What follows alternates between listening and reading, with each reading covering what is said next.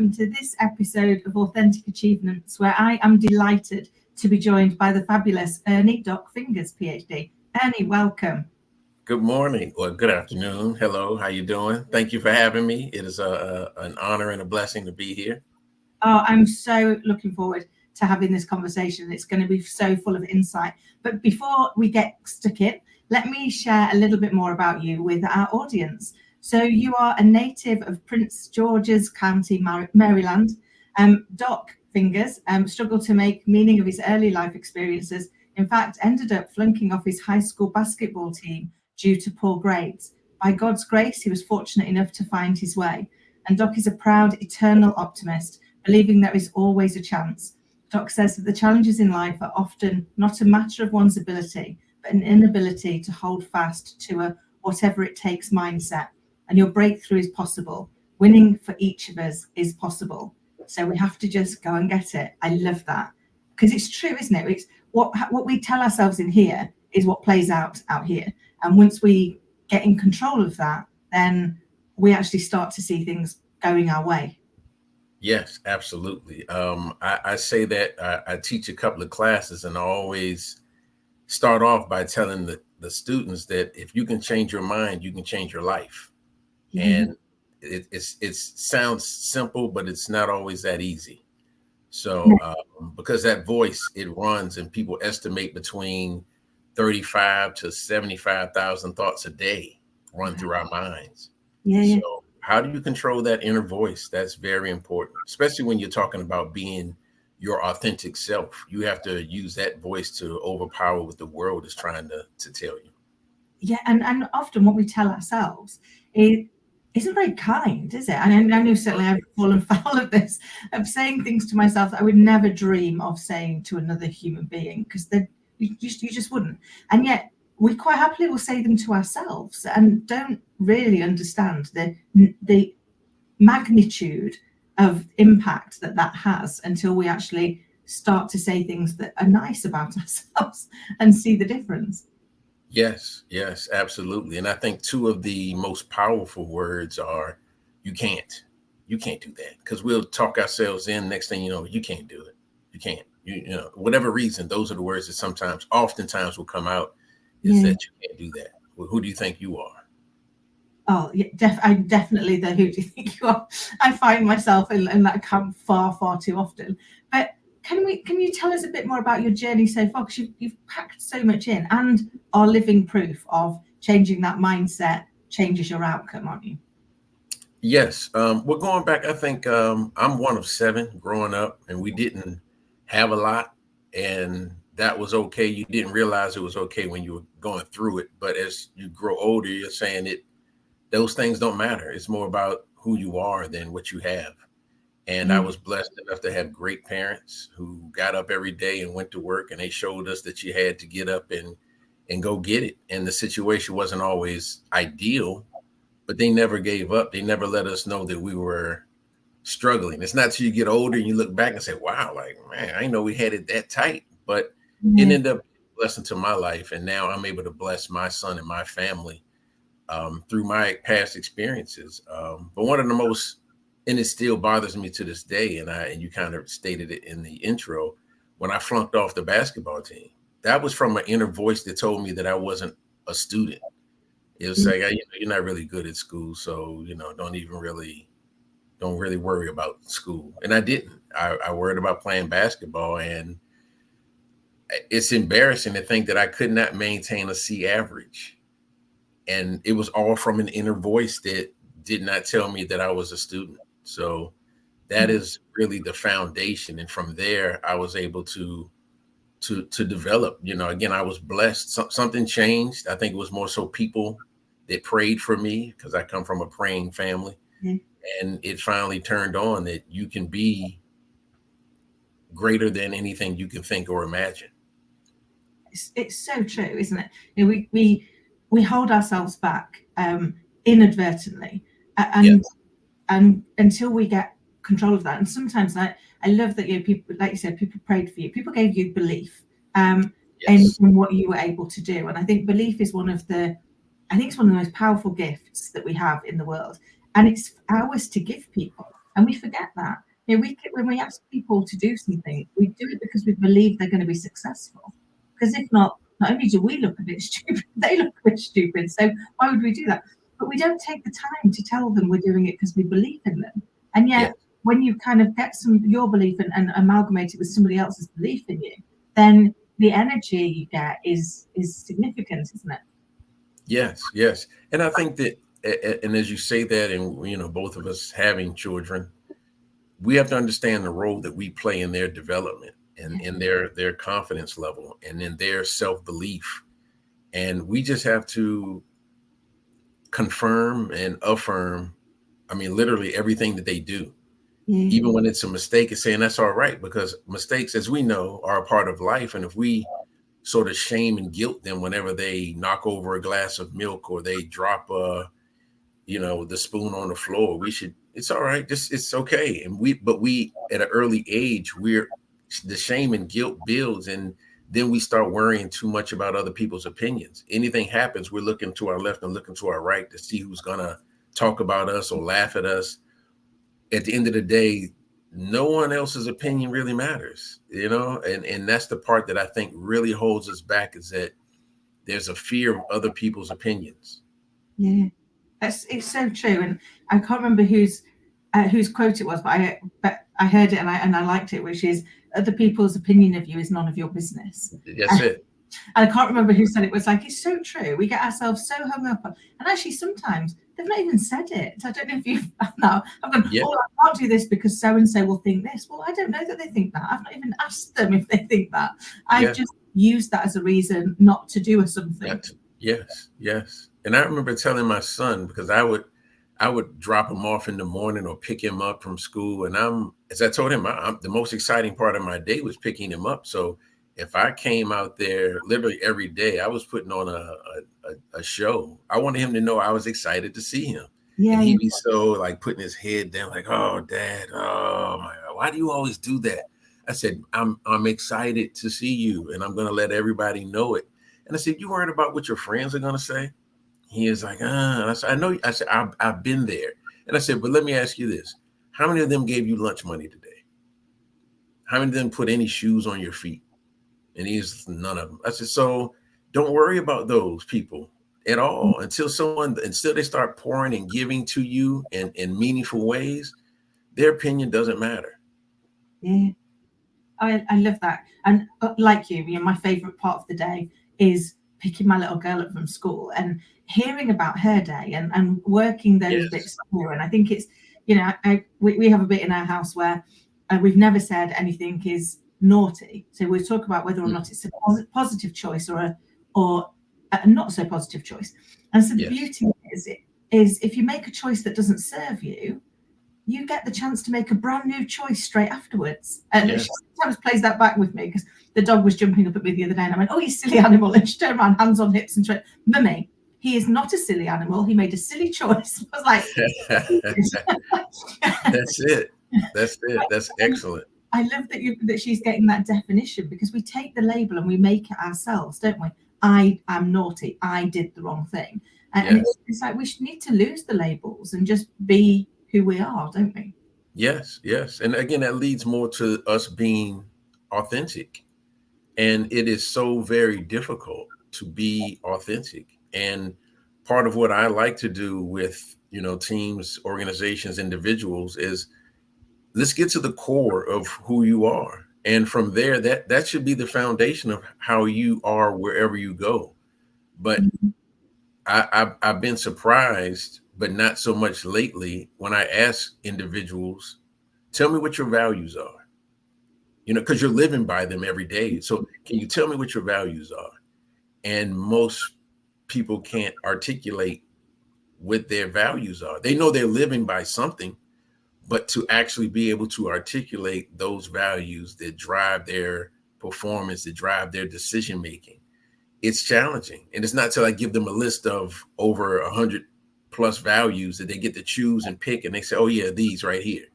So, and that's something I've been able to transfer to my son, is like, when you live by your values and you know your values, your choices on your friends, who you're hanging out with, career choices, what organizations you want to be a part of, those things become so simple.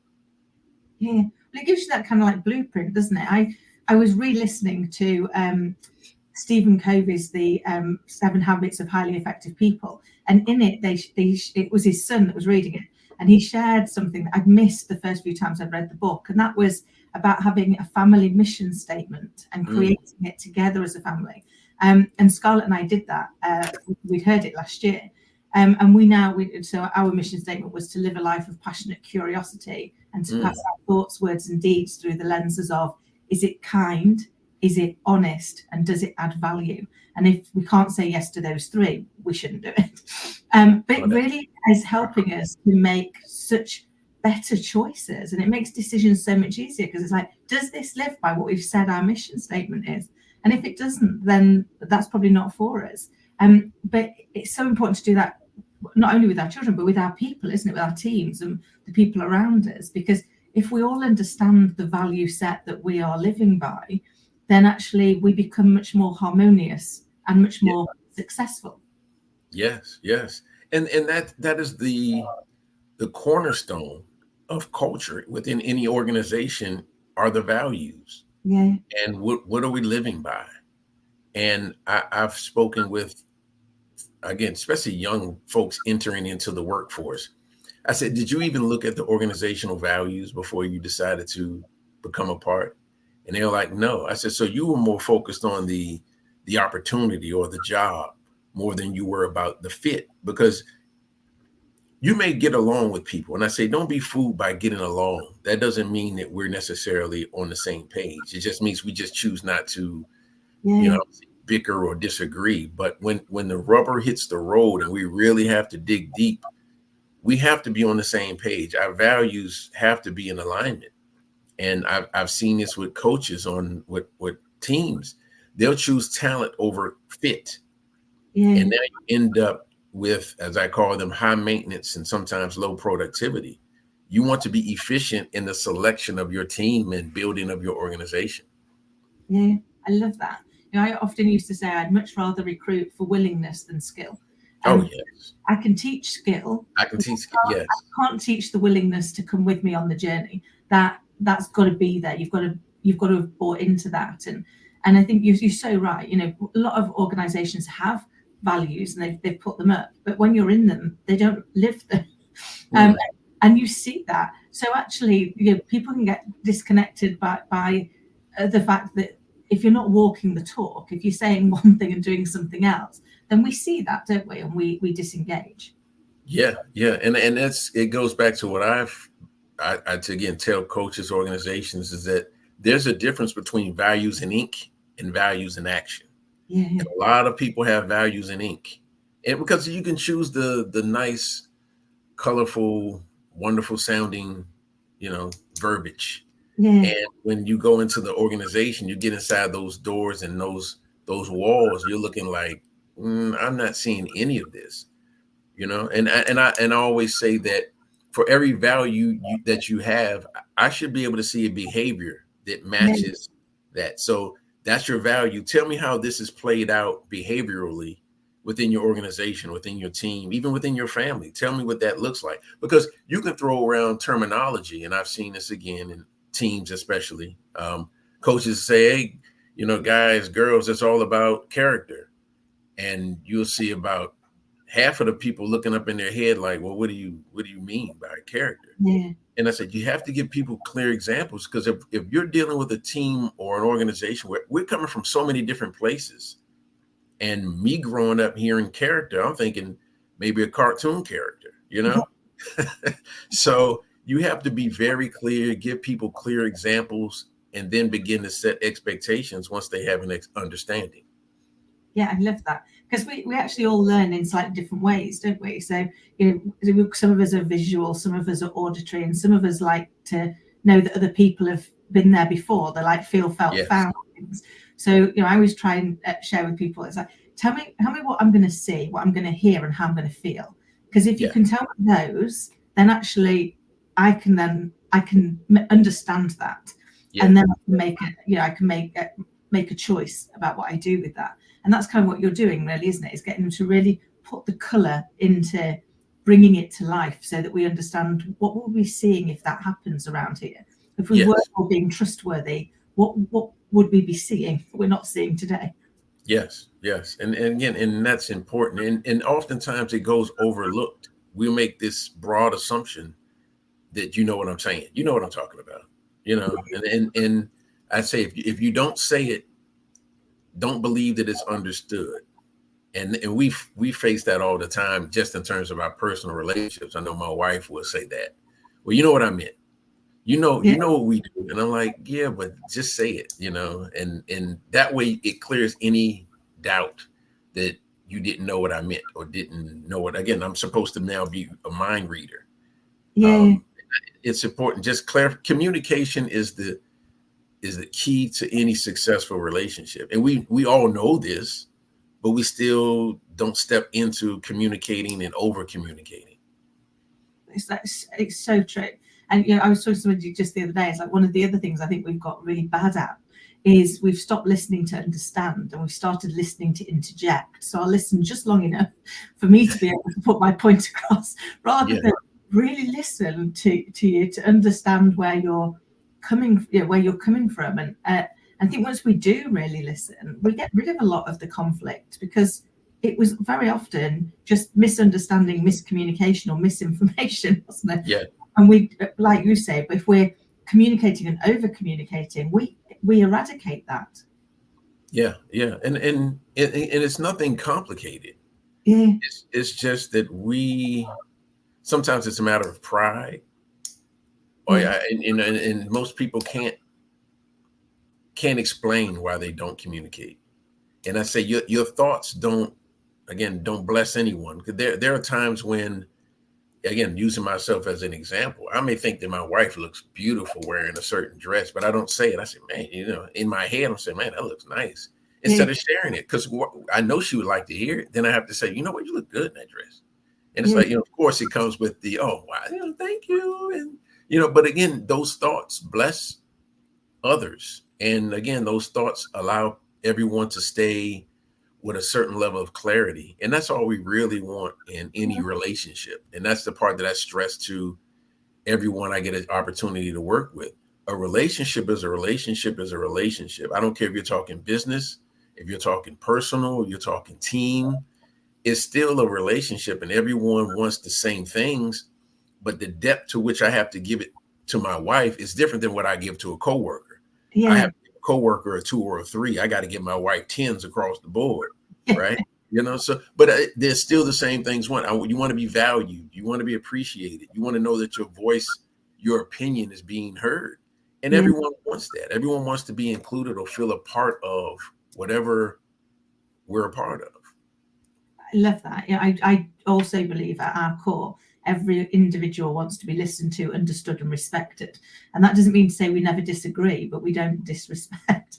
And I think you're so right, isn't it? It's that giving out. And one of the things I've taken to do in the last few years is, when those thoughts come in my head, I will just share them with people. So I am the weirdo that goes up to people in the supermarket and goes, gee, your hair looks lovely today, because I thought it. But actually, you see the impact on people, and they're like, they beam, and then the rest of their day is slightly better because you went and said something nice. But if not, we do just say it in our head, don't we? And that doesn't help anybody. No. And as you just said earlier, the inner voice is probably maybe telling them that they look horrible. Yeah. And to be able to give someone something positive. Because that's always a focus of each and every day, is just to be able to give someone something, because we know that everyone on this planet is dealing with something. There's a struggle going on in all of us. Sometimes it's not as great for you as it is for me, or vice versa, but everyone is dealing with a challenge, and to be able to inject or interject something positive, may give them just enough hope to get over the hump that day. Yeah, I love that, and it is so true. It's something that I share with my little girl all the time. So if we can add a little bit of kindness into somebody else's day, then we've done good. We've done good. And in return, we get to feel kind about ourselves because we were kind. And Yeah.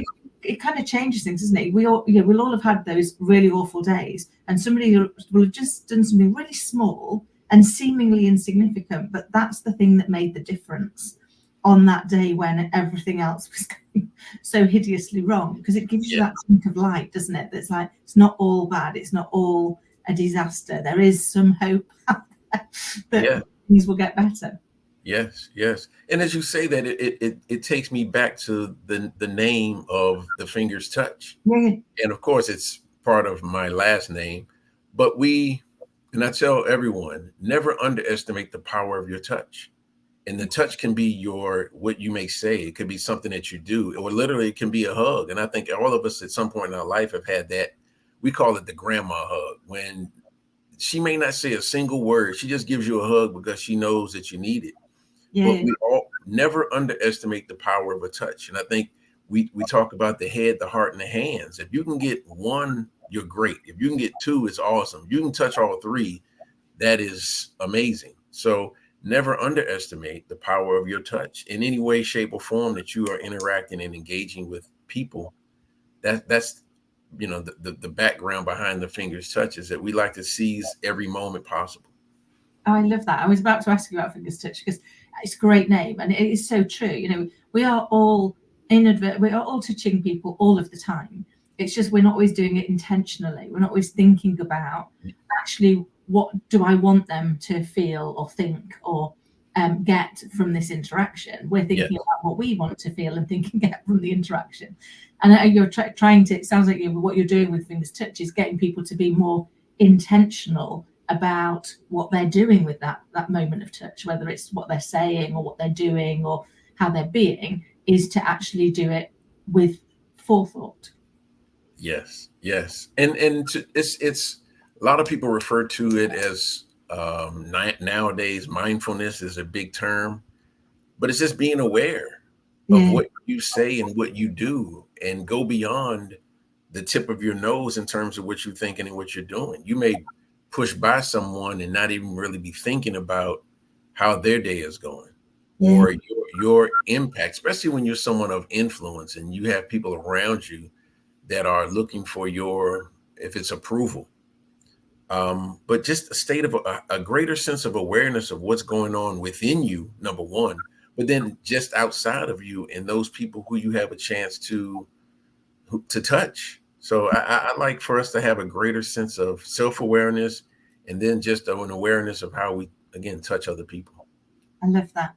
And I've got to ask, can you tell us about your recent experience working with Homeland Security? What was that like?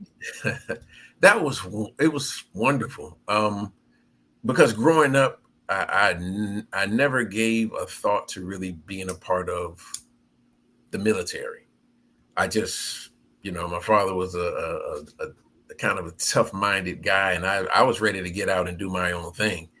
And so I never really thought about it. But then as I grew older, it's like, man, those are great opportunities to serve the country. But then even at the federal level with an organization like Homeland Security and organizations within the government like that, it's a chance to give back, because you know that those individuals are literally laying their lives on the line in service to our country. So just to be in that space, number one, was wonderful. It just felt great to be there. And then once you go through that day and you're seeing, man, these are just good people. And they have an excellent team, an excellent staff. When we got through that day and we looked at values, and we called it really looking at your core, they had such great alignment that as I told them, if the day would have went any better, I would have probably shot through the roof. But they just had, again, it's not about perfection. It's about your effort. It's about your intention. It's about your passion. And they all brought it that day. And it was, again, if I could have every experience like that, I probably would stop getting paid, because I would almost do it for free. That's how great that team was. And again, it always goes back to leadership. I laugh because it's similar to when when your kids go out in public and they do well, and everyone is like, oh man, you got such a great, it goes back to what's done at home. So the leadership amongst that group speaks volumes, because they feel like they have a great environment, what I call a healthy culture. And it allows you to be the best you can be in terms of the quality of your work. And you're not hesitant to give more. You're not looking at the clock saying, oh, my 8 hours are over, I'm out of here. It impacts quality and quantity of work. And know that, those are the people that are protecting our borders. It was everything. It was close to working with a championship Super Bowl caliber World Cup team for me. So, thank you for asking, but it was amazing. I love that, because when a team really works well together, it's a joy to be part of, isn't it? It's a joy to observe and see how they're pulling all those bits together. And it demonstrates that when you get this stuff right, and when you put the effort in, build the center of the team, the rest of it, the rest of it will just be so much more successful, won't it? Yes. And sometimes we have to be reminded that we are. And I think for them throughout the day, they were able to see that, and that was the intent, that we have more in common than we'll ever have, that makes us different. And throughout the day, you kept seeing that, people like, oh, okay, wow. Because they were broken up into multiple groups, and each group had approximately 5 people. But you got to see how the groups, in the end, there were common themes across every group. And at the end of the day, they were saying that very thing. Wow, like I didn't know we had so much in common. And that, to me, is the energy that creates the synergy that you need to get you through a tough mission, whatever it is. We know that we're in here together. We're all fighting for the same things. I love that. So obviously in what you do, you must spot lots of things that hold people back, and create a barrier for them to be their authentic self. What would you say are some of the key things that people do hold themselves back on, and how they might overcome them? Well, number one, and we started off by talking about mindset. When you get up, and I say mindset is what you believe is possible for yourself, whatever the situation is. That is your mindset. If you wake up, when you put your feet on the floor and you say, hey, instead of saying another day, another dollar, you're saying another day, another however much I wish to go out and get. But you got to believe that I can do it, that you can do it, or even have a mindset regarding your team and your family that there's nothing holding us back other than us. So number one is your mindset. And it starts from the inside out. Our success, and I call it winning. And that's another focus of the Fingers Touch, is winning. But the key part is that winning is not based upon what's on the scoreboard. And sometimes we can look at our life and say, well, man, I'm not at this level. I'm not at that place. But we remove the value of the journey and the process. Because to me, getting up out of bed, and I work also in mental health, getting out of bed can be a win for someone who's struggling with depression. So we got to value the steps, value the wins along the way, so that ultimately you may get that victory. Again, I do a lot with athletes, and I ask the question, I say this for, everyone: do you control winning? And some people say, yeah, we do. And I said, well, have you ever lost? And they say, yeah. So you wanted to lose? And they say, no. So you don't control winning. All we can do each day is influence outcomes. That's it. Do your very best to influence the outcome, because everyone has seen, if you're in watching sports, or even in a courtroom, if you get a judge that wants things to go a certain way, he can make them go that way. You can do everything right and it still not turn out the way you desire, but you got to go back and look at, was I prepared? And confidence comes from the preparation. Some people put confidence in their talent, skills, and ability. That's when I think you can become arrogant, when you believe it's all about what you're capable of doing, rather than saying, you know what, I'm prepared. Not only am I talented, but I've done the work to make me the best on this day. And I think, but again, it starts with our mindset. So that is that first limit. Mhm. And then I think the other one, we talked about this a little while ago, is worrying about what other people think. Yeah. Stop looking to your left and looking to your right. Because you could run a race and say, well, I stayed with everyone else. I beat everyone, but we're looking at your time and you just barely won instead of running as fast as you can possibly run. Go as hard as you can go every day. You could be so far ahead instead of you just worrying about who's to your left and who's to your right. So that to me is the second part. Your mindset is one. Number two is, again, that's the fear of other people's opinion. And it's social media. We look for approval. How many likes did I get? Yeah. And we allow the world to determine if I'm okay. If I don't get enough likes, then maybe I'm not okay. No, you're fine. You're absolutely, let's say you're fearfully and wonderfully made. There's nothing wrong with you other than you got to change this stinking thinking and believe that all things are possible. But you got to put in the work, Yeah. right? Don't be afraid of the work. There's a lot of people that want but don't work. Uh, Yeah. how does that work out for you? Well, Did you never right? very well. It's always in that. It's in that. It's what you do consistently, isn't it? And taking those steps. And I love quotes. I remember somebody sharing one once that people that are at the top of their game, top athletes, and that they don't practice until they get it right. They practice until they cannot get it wrong. And that's Absolutely. what's stuck. Is actually how do you keep going? You don't just go, I got there. Go, right now, I need to do it again. So that actually we're repeating the piece, and that's where real success comes from, isn't it? And we can get ourselves distracted by the despair and compare society that we've created, where we look at seemingly perfect lives of everybody else and find the messy reality of our own a little bit lacking. But once you get out of that and realize that that's not real and it's not yours, and just get on with what's there for you, things get much easier, don't they? Yes, yes. And I've always, again, I love people from birth to death. And I think sometimes in our older life, and I love our seniors because they reach a point of not caring. As I say, they reach a point in life where they don't give a damn. and if we could take that on in our younger years, life would be so much more enjoyable. Like you'd just be at another level of peace if you can just say, you know what, it doesn't matter. It doesn't matter what they think because again, they're not contributing. You know, everyone has an opinion, but it just doesn't matter what they Mm. think, you know? So, and, and I'm glad I'm able to pass this on. You know, I call my son my test project because I run everything through, through him so that he can understand. But I think that if we can, and it also goes back to being encouraging, being more positive, just as a world, as a society, let's show each other more love and understand that we are more similar than we'll ever be different. Yeah. Yeah.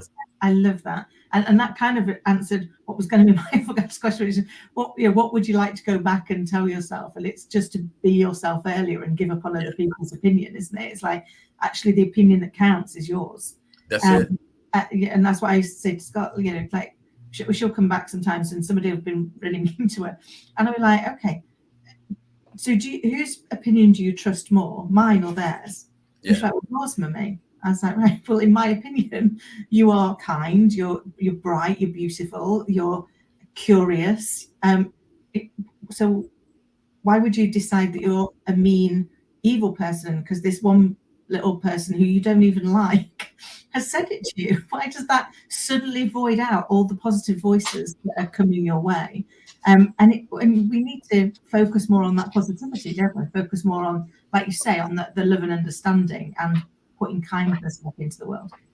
Yes, yes. And I think I've read where if you get one negative comment, you have to repeat it. You have to get 16, 17 positive just to erase the one negative. Yeah. And you said it earlier. You may get up and tell yourself something, you know, negatives, and you say things. We'll say sometimes things to ourselves that we wouldn't allow someone outside of ourselves to say. Yeah. So what on earth would put that in your head to say that about yourself? But that's that's sometimes where we end up have the disbelief. Sometimes we don't like ourselves, and it's for no real good reason. So, and we have to fight that. That's a constant battle for some. And again, being in mental health, people walk around with a whole lot of anxiety and worry about things that will never happen, but they will continue to worry and think and ponder, and those things disrupt the flow. And that's one of my big words is flow, is that you got to find flow in life. And when you're in that rhythm, there's a peace that comes with being in flow. But we have to find that. We have to seek it and hold on to it. I love that. Doc, I could literally chat to you all day, but I'm very conscious of time and that we've overrun. How can people get in touch with you? I mean, clearly we'll make sure it's all in the show notes, but what's the best way people can reach out? You can check out my website at thefingerstouch.com. You can doc at thefingerstouch.com. And I'm on Instagram as The Fingers Touch. I'm on Twitter at The Fingers Touch. And I'm always open to great conversations. So I greatly appreciate you having me on today. And and I just wish everyone well, and to think positively and to move on those thoughts. Don't doubt, just believe. And, you'll wake up and one day you'll be near that destination you've hoped for and dreamed of. I love that. What an amazing way to end today's chat. Thank you so much, Doc. I look forward to our next conversation. And until next time, take care all. Thank you.